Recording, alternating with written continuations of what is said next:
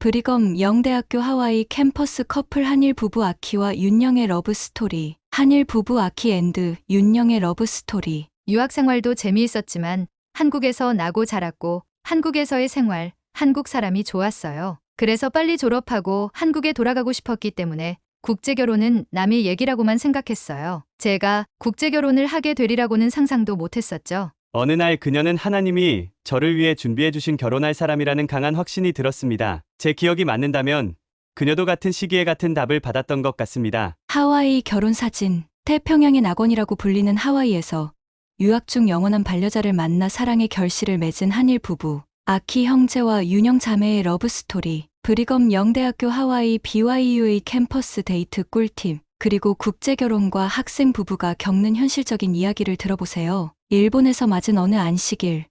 첫 만남. 부부를 맺어준 중국인 친구와 중국인 모자섬에서 데이트 중. 중국인 모자섬 최남은 살든 하와이에 위치한 머콜레인데 섬의 모양이 중국인들이 쓰는 모자처럼 생겼다고 해서 중국인 모자섬이라고 부르고 있다고 해요. 어떻게 만나게 되셨나요? 브리검영대학교 하와이 B에 같이 다니던 중국인 친구로부터 소개를 받았습니다. 저랑 친한 중국인 친구가 주말에 같이 자기랑 친한 일본인 친구랑 셋이서 맛있는 거 사 먹으러 놀러 가자며 연락이 왔어요. 그 중국 친구의 식사 초대를 계기로 지금의 남편과 처음 만났어요. 배우자의 첫인상은 어땠나요? 불편하지 않은 재밌는 사람, 귀여운 미소와 친근한 분위기. 엄청 마르고 처음 만난 사람인데도 불편하지 않았고 재미있는 사람이라고. 그리고 웃는 모습이 참 천진난만한 아이 같았어요. 귀여운 미소와 친근한 분위기를 가진 그녀였습니다. 제 타입이었습니다. 2점. 데이트. 함께 노는 시간이 재미있어요. 두 사람이 사귀게 된 계기에 대해 말해주세요. 친구가 된 후 그녀를 소개해준 중국인과 그녀와 매일 함께 시간을 보내게 된 것이 계기입니다. 많은 시간을 보내면서 그녀의 매력을 많이 느꼈고 제가 데이트를 청했습니다. 첫 만남 이후 그 중국인 친구와 일본인 친구와 제가 매일 만나서 같이 학교 식당에서 밥을 먹고 산책을 했어요. 그러다 어느 날부턴가 집에 돌아온 후 일본인 친구, 제 남편이 저만 따로 부르기 시작했어요. 그렇게 산책을 2번 나가는 날이 늘어나게 되었고 이 친구를 알아가는 시간이 너무 재미있어서 시간 가는 줄 몰랐어요. 가장 기억에 남는 데이트는 어떤 데이트였나요? 하와이에 중국인 모자섬이라는 별명의 섬을 갔던 게 기억에 남아요. 썰물 시간을 잘 맞춰서 가면 30분가량 물속을 걸으면 섬에 도착해요. 그리고 또 20분 정도 섬 꼭대기까지 등반해서 예쁜 하와이를 한눈에 다 담고 좋은 추억도 쌓고 왔어요. 그리고 갔다 온 후 얼마 지나지 않아 남편이 제게 사귀자고 고백했거든요. 결혼하기 전에는 하와이에 있는 차이나 맨제헤시라는 곳에 같이 갔던 하이킹이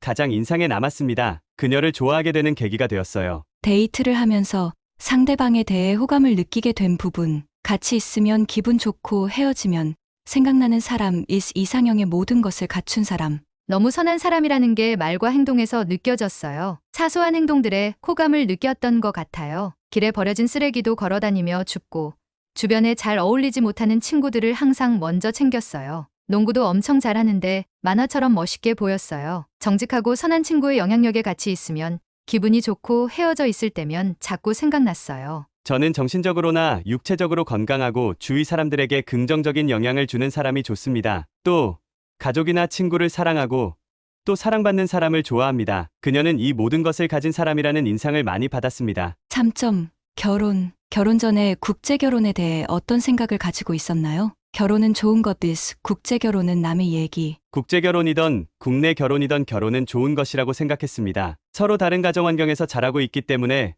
국내에서도 국제에서도 문화적 격차는 어느 쪽이든 있다고 생각했습니다. 저와는 거리가 먼 것이라고 생각했어요. 그래서 빨리 졸업하고 한국에 돌아가고 싶었기 때문에 국제결혼은 남의 얘기라고만 생각했어요. 제가 국제결혼을 하게 되리라고는 상상도 못했었죠. 데이트 시절 성전 앞에서 이 사람과 결혼해야겠다는 결심한 계기. 절대로 놓치기 싫은 사람, 하나님이 나를 위해 준비해 주신 결혼할 사람. 남편을 알아갈수록 점점 더 좋았어요. 그 중에서도 가장 제가 심쿵했던 순간이 있었어요. 손을 잡아도 될까요?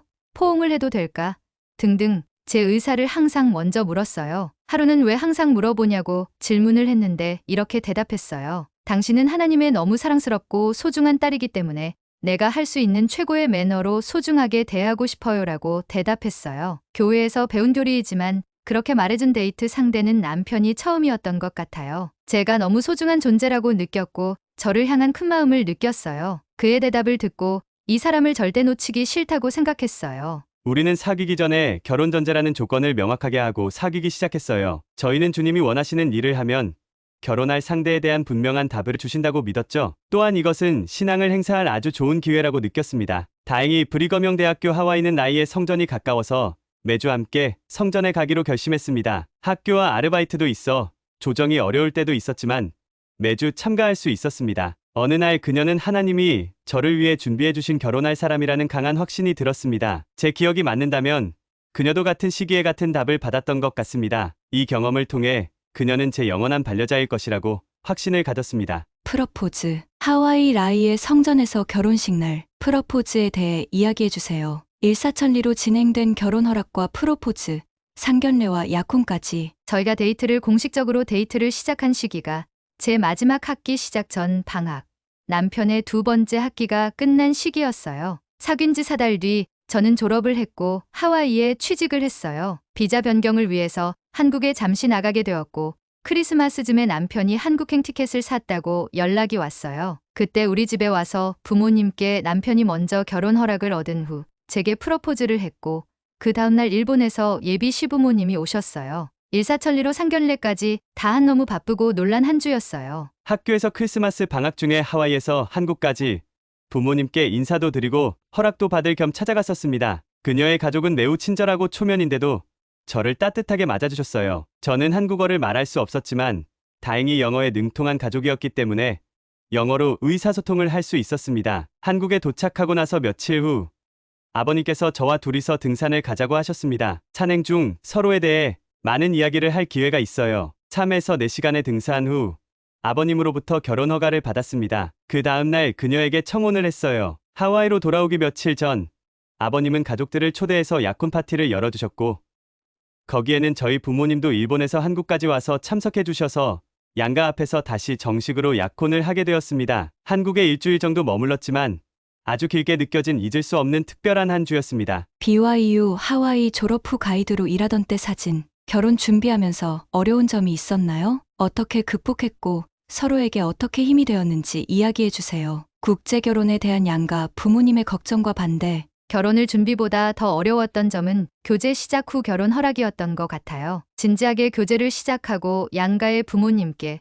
결혼을 전제로 만나는 친구가 있다고 화상통화로 소개해 드렸어요. 양가 부모님 모두 국제 결혼에 대한 걱정이 크셨고 특히 한일 관계가 좋지 않아 반대하셨어요. 그 시기에 서로에게 많이 의지했고 더 많은 진솔한 대화를 나눌 수 있었고 다가올 날들의 어려운 점들도 미리 생각해 보았고 매일 같이 경전을 공부하고 기도했고 매주 성전에 같이 가서 저희의 선택에 대한 기도를 했어요. 그때마다 수많은 기적을 경험했어요. 넘지 못할 것처럼 보이던 벽들이 기적처럼 사라지는 것을 경험했고 어느 순간부터 양쪽 부모님의 지지를 받으며 너무도 행복하게 교제할 수 있었고 축복 아래 결혼 준비를 할 수 있었어요. 서로의 부모님의 허락을 받는 것이 힘들었습니다. 국제결혼이라는 벽도 있었습니다만 특히 일본과 한국이라는 국제 정치면에서 문제가 많은 한국과 일본이라는 점이 설득하는데 고생을 했습니다. 우리는 만약 이 결혼이 주인님의 뜻이라면 또 옳은 일들을 선택하고 간구한다면 이 어려움을 극복할 도움을 받을 수 있을 거라고 믿었습니다. 아내와 제가 신앙을 함께 행사할 아주 좋은 기회였어요. 당시 아내는 4학년 마지막 학기로 졸업 후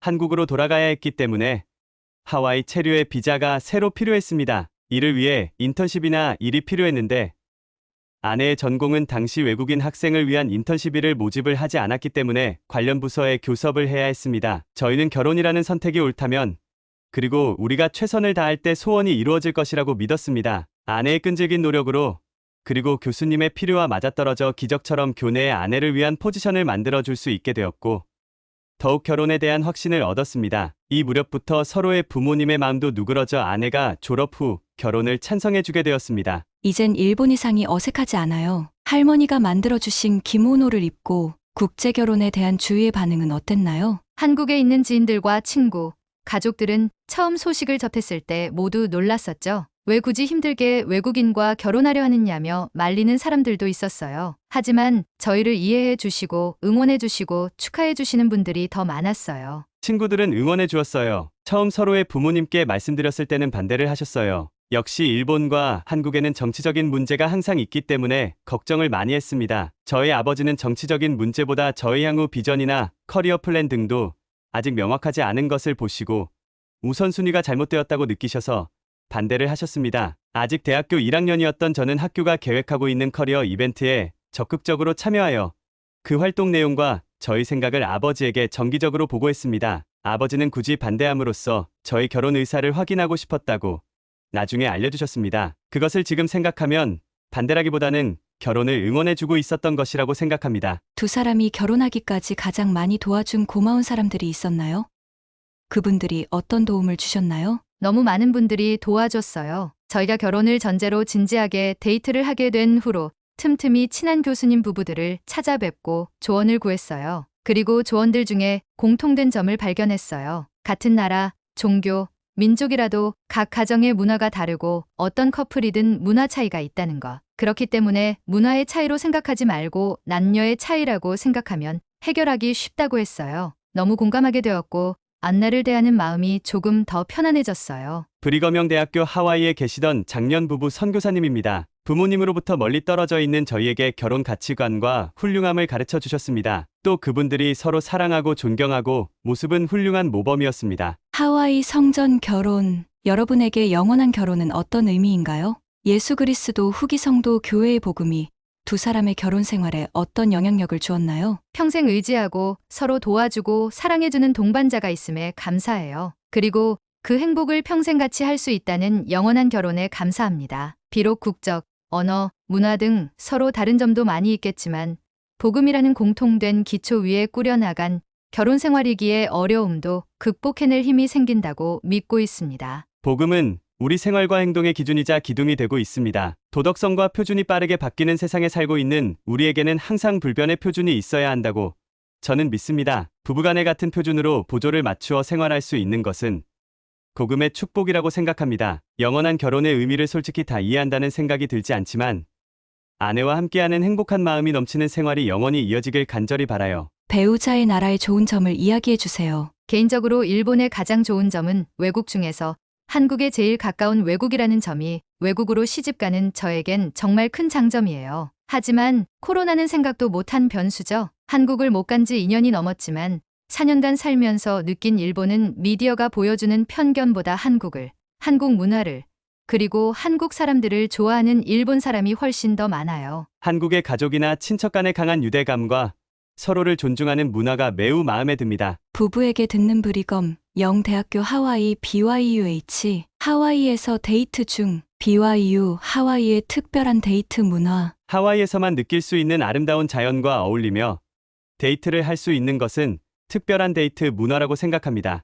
글쎄요. 기억나는 특별한 데이트 문화는 없지만 학교 근처 유일한 마트, 푸드랜드에 걸어갔다 학교로 돌아오면 누가 누구랑 만나는지 금방 알 수 있었어요. BYU 하와이 학생들은 폴리네이시안 문화센터에서 알바로 일할 수 있기 때문에 일하면서 친해지고 교제를 시작하는 커플들이 많았던 것 같아요. 지금 생각해보면 데이트하기에 너무 좋은 환경이 조성되어 있어요. BYU 하와이 학생 부부의 장점이 있다면 다들 상황이 비슷했어요. 비슷한 고민들과 어려움이 있었어요. 그래서 주변에 결혼한 학생 부부들과도 서로 참 많이 도우며 살았어요. 거의 매주 퍼틀럭을 했고 보드게임도 많이 했어요. 음식을 많이 만들면 초대해서 같이 밥을 먹고 친구 부부가 데이트 갈 수 있게 친구 부부의 아기들을 돌봐주고 장 보러 나갈 때는 차가 없는 친구들을 태워서 가고 정말 다들 돕고 도우며 유학생들 부부가 어려움을 극복했던 것 같아요. 그리고 대부분의 결혼한 학생 부부들은 더 열심히 공부했고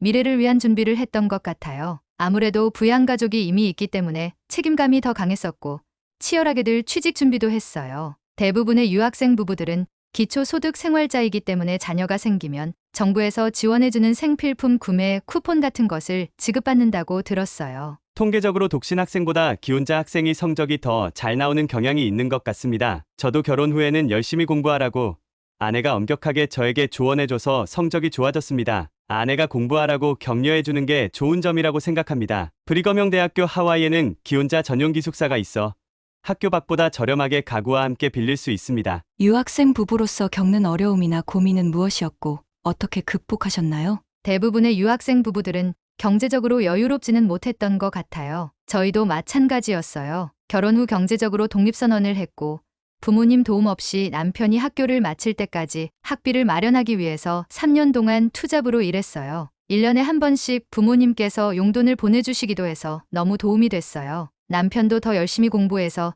장학금 받을 수 있는 금액을 늘려가기 시작했어요. 졸업 후 어디에 정착할지에 대한 고민도 참 많이 했어요. 제가 일을 하기 때문에 집안일은 잘 못했어요. 남편이 항상 학교 공부하면서 집안일을 해주었어요. 서로 참 많이 의지했고 사소하지만 서로에게 항상 감사함을 표했어요. 일반적으로는 경제적으로 어려움을 겪고 있는 학생이 많았던 것 같습니다. 장학금 제도도 있습니다만 전원이 대상은 아닙니다. 식사에 어려움을 겪는 가족들은 비숍, 곳간이나 현지의 푸드뱅크에서 식량 배급을 받을 수 있었기 때문에 음식 확보는 할 수 있다고 들었습니다. 저의 경우는 다행히 아내가 일찍 졸업했기 때문에 23개의 일을 겸임하고 하루에 10시간 이상씩 일해서 가게를 지탱해준 덕분에 특별히 불편 없이 생활할 수 있었습니다. 저도 아르바이트를 하고 있었지만 생활은 할 수 없을 정도로 월급은 적었기 때문에 매우 도움이 되었습니다. 아내에게 정말 감사하고 있어요. BYU 하와이 캠퍼스 데이트 팁이나 추천 명소를 알려주세요. 맑은 하늘과 바다와 산이 많으니